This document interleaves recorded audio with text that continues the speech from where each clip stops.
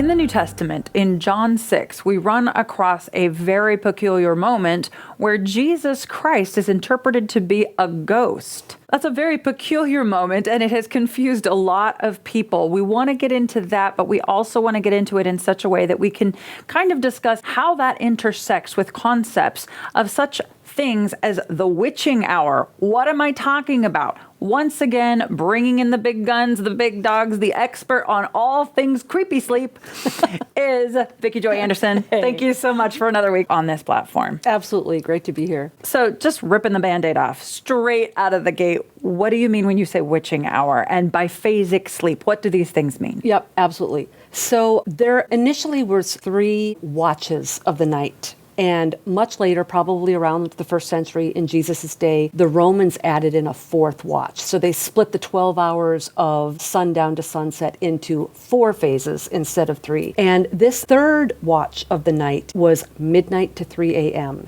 And the occult sort of took that 3rd watch and they called it the witching hours, because many ancients and even people today believe that the veil is thinnest between midnight and 3 a.m., these witching hours. And for some reason, I know, at least in my business, a lot of the letters that I get where people are talking about their night terrors, their paranormal activity, their sleep paralysis, you see the words midnight and 3 a.m. quite a bit. And at this point, I don't know if the veil is thin or if it's because at that point we're in a deep state of sleep, so we're in an altered state of consciousness, so we're more vulnerable. Or, Donna, a lot of these entities, they've just got a twisted little sense of humor and they might just be trolling us. You know, it's the most believable narrative. It is. If everybody in the world is claiming oogity boogity happened between midnight and 3 a.m. And I say oogity boogity because I understand that's what a lot of Christians are thinking. I'm not even putting down the fact that this stuff could be very real in a lot of people's lives. But the idea that whatever is out there, it's hearing those same times and it goes, oh, well, if I want to spook somebody, or oh, if I want to come across more legitimate, or if I want this to be more real to this person than it otherwise would have been, the narrative is midnight to 1. Yeah, absolutely, absolutely. These witching hours is allegedly when the veil is thin and when all the ghouls and the goblins come out to harass people in their sleep. And so what's really interesting, I stumbled upon this accidentally, providentially, up until the time of the invention of the indoor lights. For hundreds and hundreds of years all over the world, people practiced biphasic sleep. And in fact, there are still corners of the world that don't have Wi-Fi and still operate using the sun to determine day and night, where they have done sleep testing and have realized that naturally, without any Wi-Fi or technology or blue lights or inside lighting, that people still operate on biphasic sleep. That means they wake up around midnight naturally. And what happened is, in the past, people would come home, they would go to bed at sundown, and they'd put in a good 3-4 hours sleep. They would naturally wake up around midnight, and they would get up, and they would spend about 3 hours awake, and they would do everything under the sun. They would cook, they would clean, they'd visit neighbors, they'd play games. In the religious lore, and this is documented in my next book, in the religious lore, there was specific prayers that they stayed up praying. And the religious people used that 3rd watch of the night to pray and evaluate their dreams, ironically. And so going into play with 1 Peter 5:8, be sober-minded, be vigilant. You can't really be sober-minded or vigilant when you're asleep. And it seems like the ancients knew that and took it very seriously. And they actually got out of bed and kept the watch. It wasn't just the watchman. And so these people would get up and they would be sober-minded and vigilant for the 3rd watch of the night, and then they would go to bed around 3 a.m. and sleep until the sun came up. And so I recognize, Donna, that for people that have night terrors and sleep paralysis, we no longer live in a society where people can practice biphasic sleep, especially think the homeschool mom, or think someone who's got to get up at 5 a.m. to get on a train and go to work, and or people that have other people in the household that are. It's not realistic. That train has passed. We can't really do that anymore. And we'll talk about some alternatives in the next episode. But just a little bit of food for thought. It's interesting to me that a lot of people still instinctively wake up at midnight and can't sleep, and we're told it's insomnia. True. I think that Put on pills for that. Yeah. So let's do whatever we can to get you back to sleep and into a deep, unrousable sleep during the 3 most vulnerable hours of the night for spiritual attack. And so, look, I'm not a neurologist. I'm not a sleep specialist. I'm not giving out medical advice here. And I don't practice biphasic sleep. I've tried it on occasion, and it is really cool, but it's just very impossible to keep up long term. But what I'm telling you is I think that this insomnia that so many people are experiencing, it's a hint of what the ancients used to know.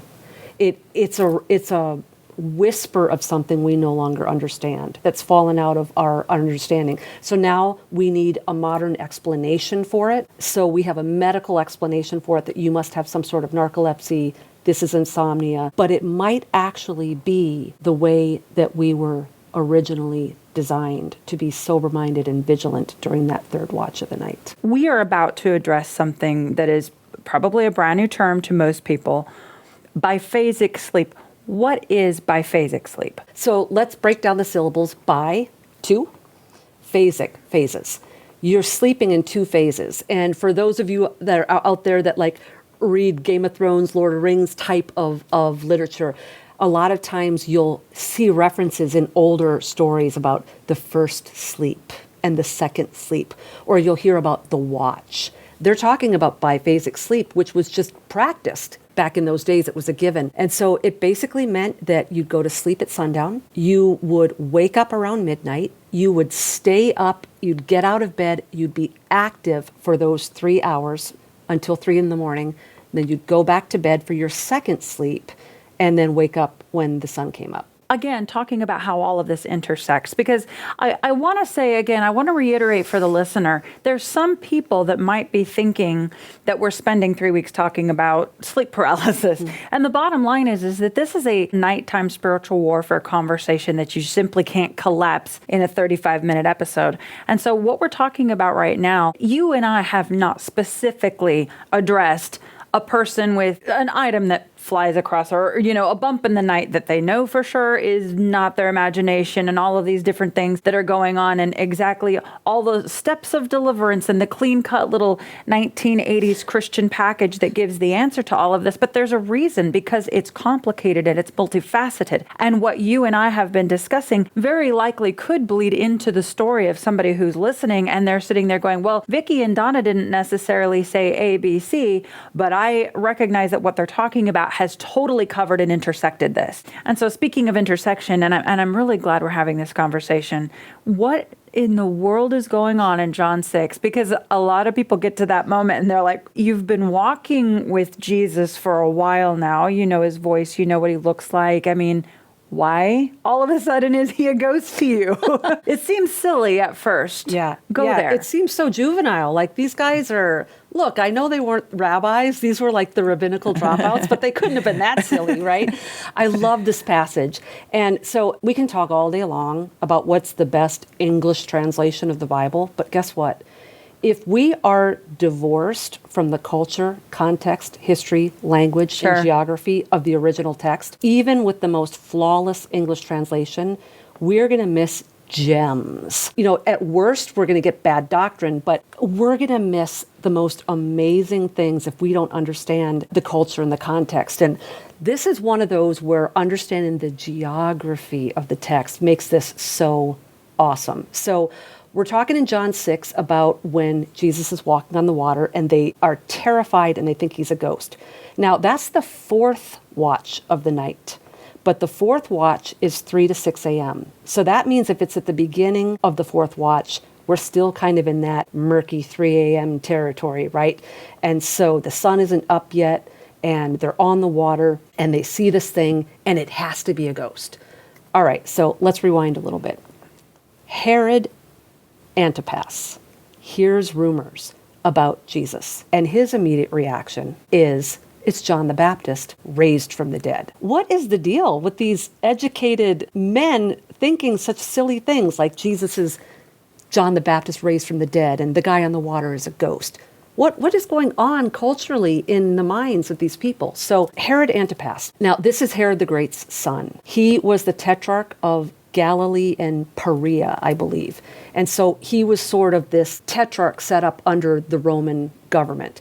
And so very fascinatingly, there is tons of archaeological evidence that Galilee was crammed with Gentiles on three sides and heavy cult of the dead religions. And all sorts of funerary baths and things have been dug up where they understand that in Galilee there was tons of ancestor worship and cults of the dead. They believed that the dead came back and spoke to them and interacted with them. Now, very fascinatingly, Herod built a city, Tiberias, and he named it after the Roman Emperor Tiberius. Now, what a lot of people don't know is he built Tiberias over a Jewish cemetery. Okay. All right? And because the whole city was built over a cemetery, the Jews were leery of it. They didn't go there. And even though it would be of great benefit to live there, I think like you didn't have to pay taxes if you lived there. There was all sorts of incentives to move to Tiberias. But the Jews would not go because it was unclean. It was built on the remains of the dead. And so the Jews were leery of Tiberias. They didn't want to go there. So let's pinpoint on the map where the disciples' boat was during the fourth watch of the night when they think Jesus is a ghost. We learn from John 6:1. At the beginning, daytime, after these things, Jesus went away to the other side of the Sea of Galilee, in parentheses, or Tiberias. And so the disciples are in this boat on the opposite side of the shore, and they are on the western shore of the Sea of Galilee, which is the Sea of Tiberias. I think in another gospel, it mentions that they're kind of in the vicinity of Capernaum, which I think is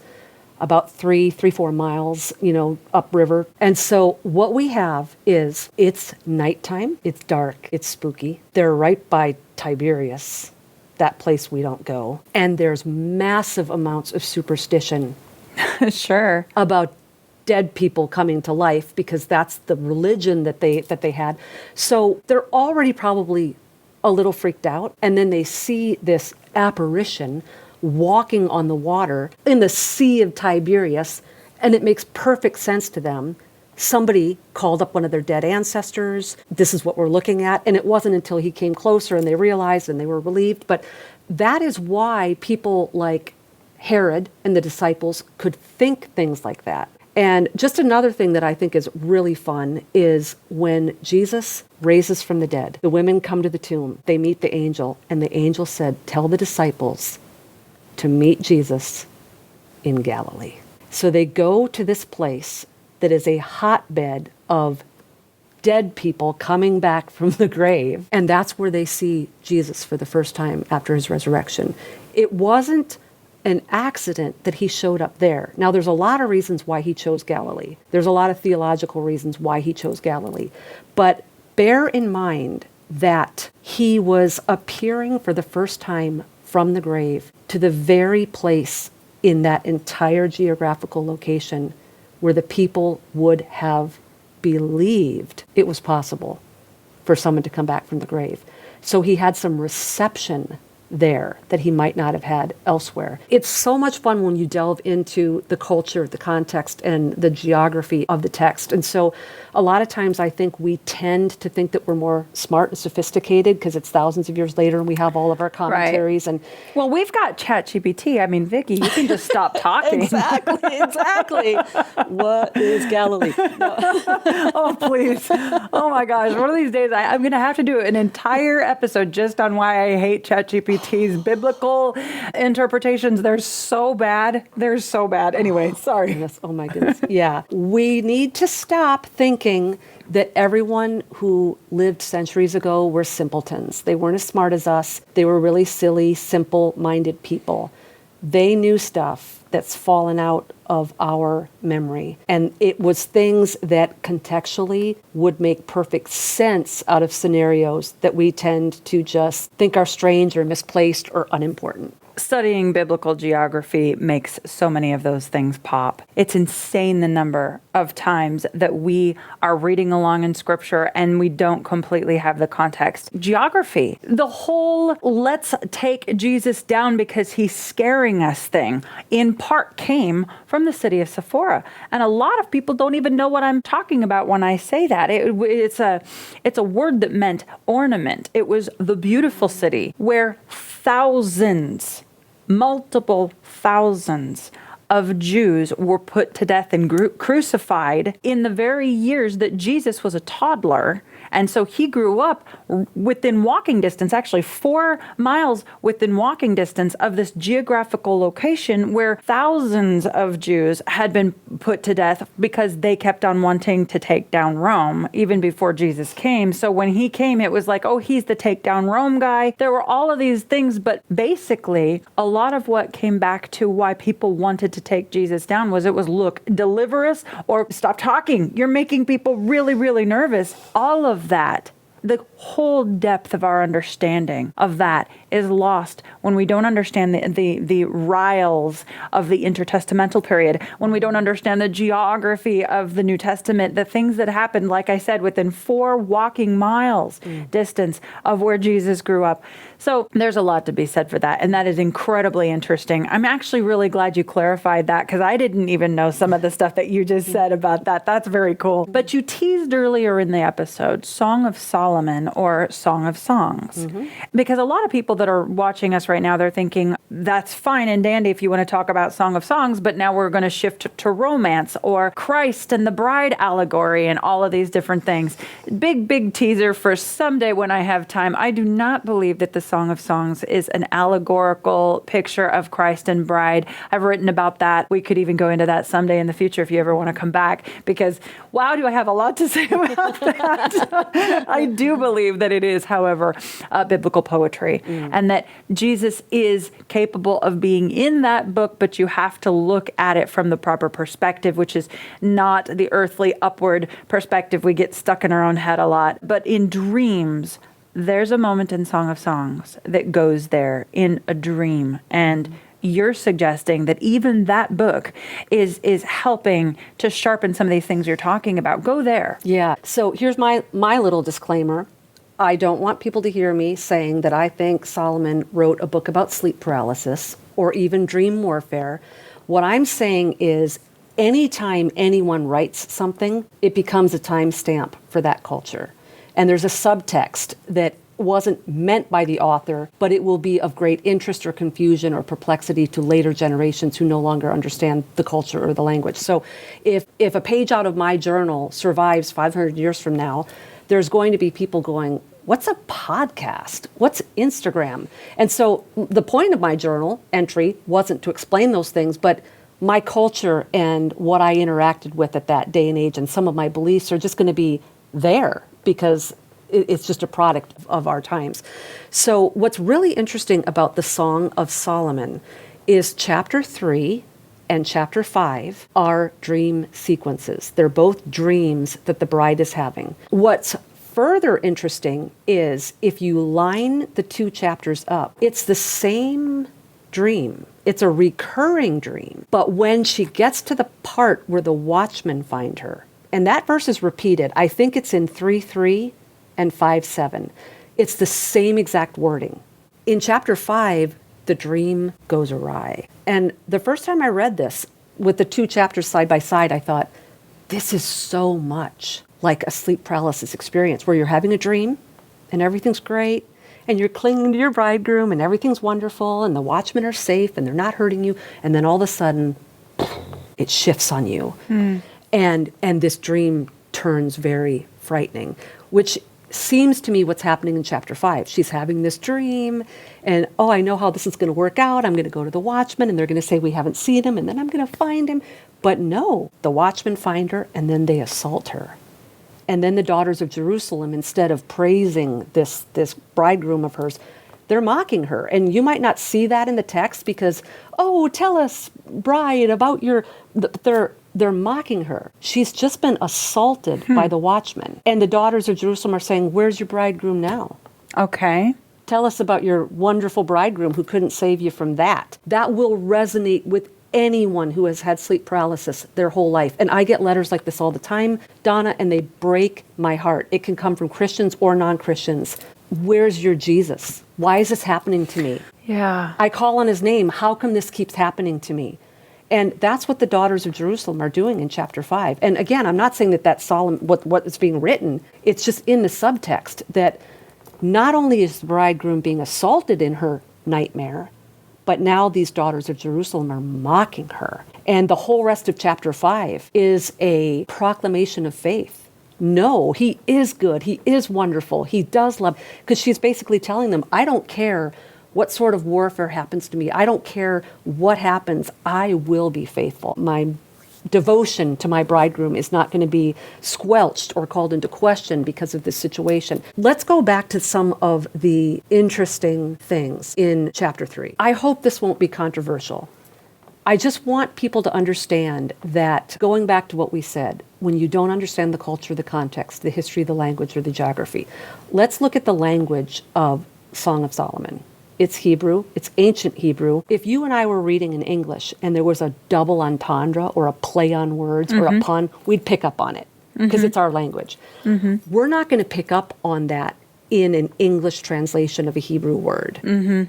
Nor are we necessarily contextually going to buy into the play on words, even if we know about it, if we think it's incongruent with the text. And there's a couple of verses in chapter 3 where that's happening. In chapter 3, verse 1, it says that the bride is on her bed. And if you look at that Hebrew word for bed, not only does it mean a literal bed that you sleep in, but it's very specific in some contexts to carnal pleasure.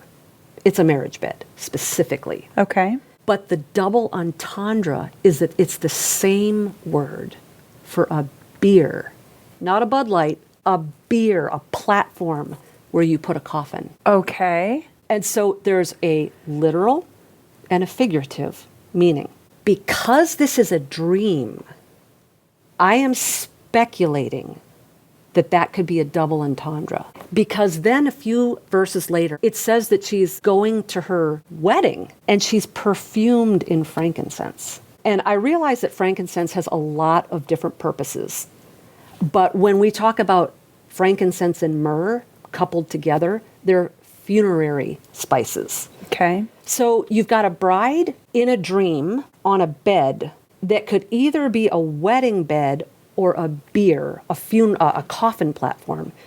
And then she's being paraded to her wedding, perfumed with frankincense. So it makes me question, is there a double, deeper, hidden understanding here? Now, in chapter 3, as she is in this palanquin, this chamber on poles being carried to her wedding, she's also surrounded by 60 mighty men, all girding a sword to protect her from the terrors of the night. This is really fascinating. So, a little bit of history and culture. In ancient Semitic times, they would have wedding processions at night.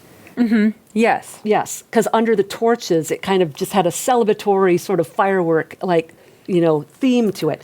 And so it was very common that this bride was being carried to her wedding in the dark of night with under all the torches. So, of course, this is now dangerous, because if anyone knows anything about Middle Eastern weddings, there are gems, there is gold, just the gold and gems on the bridal gown, there's wedding gifts. So there would be bands of raiders who would stake these things out, not only to perhaps steal the wealth, but to kidnap the bride, because they could get a big price from the groom to get his bride back.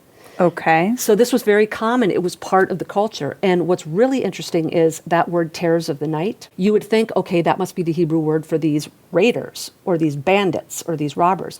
No, it's the word pakad, which is the same pakad that shows up in Psalm 91, that we will not fear the terrors by night. If you look up pakad in the dictionary of deities and demons, it has something specific to say about the context of Song of Solomon 3. And what it says is, this is a direct quote from the Dictionary of Deities and Demons.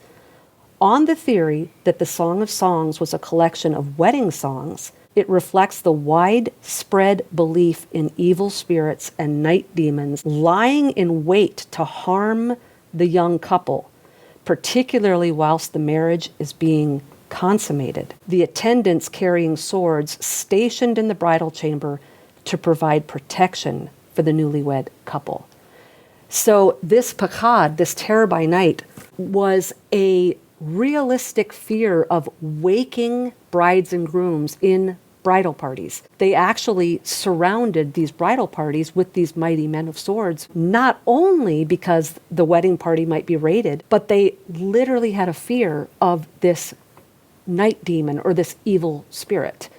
And so we have to understand that whether we believe it anymore or not, as modern people, the people in biblical times throughout the Old Testament and the New had a very healthy, intellectual, educated, informed, realistic fear of evil spirits that specifically held some sort of more power at night or were more prone to attacking at night. And the reason why I'm going through all of this is because I don't know Christians that don't believe in spiritual warfare. They say it all the time.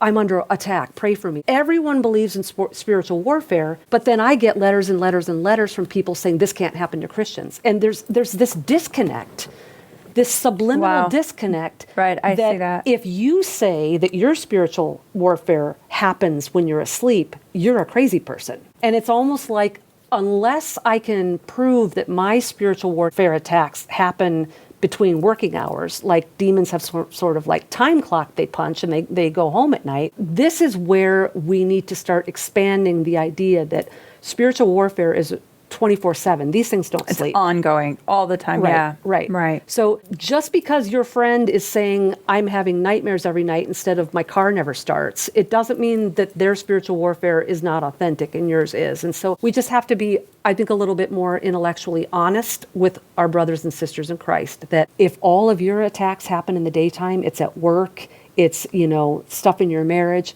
that's great, that's real, that's legit, but that doesn't mean that the spiritual warfare that someone at church is having in the dream state is somehow not real. I would even take that a step further. I have heard, you mentioned the lady whose car won't start. I mean, I can't tell you the number of times growing up in church that I've heard people say, such and such happened, and they give a story or a testimony of something that could very easily be unrelated entirely to the spirit realm. Completely. I can't sign into my Netflix account or the most menial, and that's an attack from Satan. Yes. Because Satan doesn't want you to see that Christian documentary that you were just going to watch, or Satan doesn't want you to get to church on time. And I'm not saying that all of that needs to be thrown out. Sure. I'm not saying that when people come forward and say, this is my interpretation, is that the devil was against me because da-da-da-da-da. I mean, of course, we've all heard those stories also that have to do with the smaller miracles. And why would you rob God of that glory? If the miracle, it might be small to some people, but to that person it was huge. So I'm not trying to de-supernaturalize and say there's a supernatural world and then there's a material world and never the two shall meet. What I am saying is that we've taken it, what you just said a minute ago, we've gone so far as to have almost completely divorced our minds entirely from the supernatural world. And instead, we see supernatural attack. We see spiritual warfare as my car won't start. Where did we get so far away from spiritual warfare, supernatural warfare? Why is that all these natural things now? Yeah. I mean, it's almost like we've flipped their narrative so far that the only way you can even participate in the conversation of the supernatural worldview is to dumb everything down to something that isn't going to offend anybody or make you sound like a lunatic, where the ancients were very spiritual people. Yes. And before we take all of this completely out, for the 3 weeks that I have been so lucky to have you on panel with me, very quickly, when my father died, okay, now, like anybody else, I'm as guilty as anybody. I'm just going to openly admit it. I'm the girl that messes with my phone for an hour before bed, or watches TV or whatever, because I live, my job is in the Bible all day long. Okay. So I don't necessarily intentionally seek God to protect my mind and to, like the bride, moving into this idea that we would, Lord, that, I am yours, protect me. this sort of a thing. But when my father died, I had to. Because when my father died, I was dealing with all kinds of thoughts. We don't have time to go into that. And my viewers, they're already going to kind of know where I'm coming from with that anyway. But I had to intentionally seek the Lord in my Bible right before bed every night. And it was everything from Genesis to the Psalms to, I mean, it wasn't just, I didn't have the one, like some people, they have the one verse that they almost repeat every night before bed. And there's nothing wrong with that. But for me, I was all over the place. Where would you take this in a wrap up if you were going to give some people some reflection on all of the Song of Songs, the bride being carried, all of this? What does it mean, and what would you give as a take home for the viewers? So, biphasic sleep, it's not realistic. It's not a realistic long-term solution. And you know what? If you're staying up till 3 a.m. to try to avoid sleep paralysis, you know as well as I do, you can have sleep paralysis during a nap. You can have sleep paralysis at 6 a.m. They come when you're in deep sleep states. And so it's not like they can only hit you up between 12 and 3. And so biphasic sleep, it's not realistic. So how do we protect ourselves when the dorsolateral prefrontal cortex is shut down and we are in an altered state of consciousness and we're vulnerable? What I have been doing in my own life that's been very effective is not only do I pray for protection before I go to bed, but I focus on my deliverer, not my tormentor. I think this going to bed, God, don't let this happen and don't let that happen. And now you're fixating and ruminating on all of this stuff you don't want to have happen. And so flip the script so that you are praying for all the things that you want to have happen. And instead of warfare language, for my bedtime prayers, I use betrothal language. So instead of, okay, Jesus, if a demon comes, get out your sword and da-da-da, I'll say, Jesus, I am your bride. You are my bridegroom. I am your beloved. I am my beloved's and my beloved is mine. And then I say, put me in your palanquin. Bring me into your dwelling place. Put me under your pinions, whatever your language is. And then just say, surround me by your 60 mighty men, girded in swords. Protect me from the pakad, or the terrors by night. You can quote verses from Psalm 91 in there. You can make Psalm 91 into a prayer.